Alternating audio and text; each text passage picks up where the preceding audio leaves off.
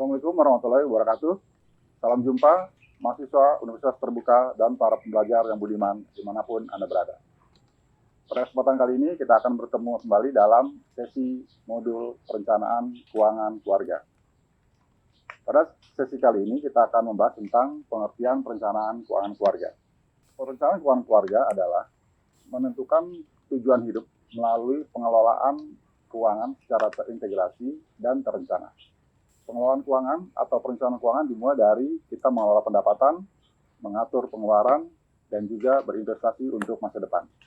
Secara prinsip, yang harus dilakukan oleh seorang perencana keuangan, kita sebagai pelaku untuk melakukan perencanaan keuangan harus memegang prinsip-prinsip yang ada dalam perencanaan keuangan. Terdapat 5 prinsip dalam perencanaan keuangan, yaitu yang pertama adalah spesifik, yang kedua adalah measurable, yang ketiga adalah attainable, dan yang keempat adalah reality based, dan yang terakhir adalah time bound. Spesifik artinya adalah bahwa perencanaan keuangan yang kita lakukan harus tahu apa yang akan kita rencanakan, kapan rencana itu akan kita lakukan, di mana, dan bagaimana perencanaan itu akan kita capai. Yang kedua adalah measurable. Harus dipastikan bahwa perencanaan keuangan yang kita lakukan itu harus berdasarkan dengan realita yang kita miliki, seperti kondisi pendapatan, kemudian tujuan hidup, dan juga kondisi keuangan keluarga secara keseluruhan.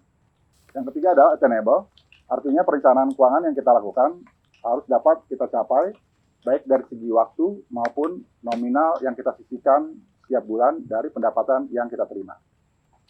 Yang keempat adalah reality based, artinya bahwa perencanaan keuangan yang kita lakukan harus didasarkan oleh realita dan juga kenyataan.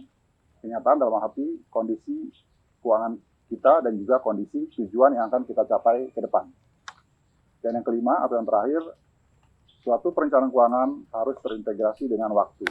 Kapan perencanaan keuangan itu akan kita targetkan, kapan perencanaan keuangan itu tersebut akan kita lakukan, berapa lama, sehingga sebuah perencanaan terikat oleh waktu sehingga kita dapat mengukur kapan perencanaan keuangan tersebut dapat terrealisasi.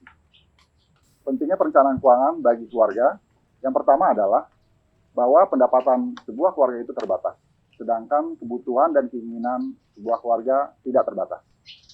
Yang kedua adalah kita memilih skala prioritas terhadap pengeluaran yang kita lakukan. Mana yang kita dahulukan, mana yang kita bisa tunda, atau mana yang bisa kita hilangkan.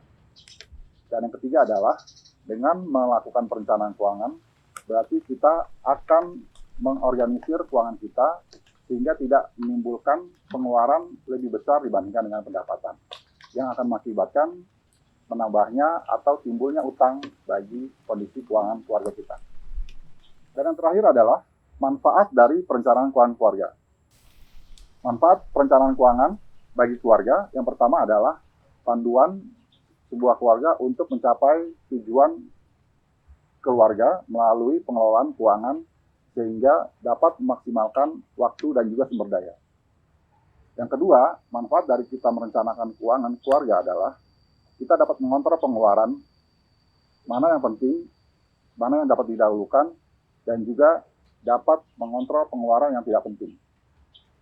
Yang ketiga adalah kita dapat memaksimalkan nilai uang yang kita terima sekarang yang akan kita gunakan pada masa yang akan datang.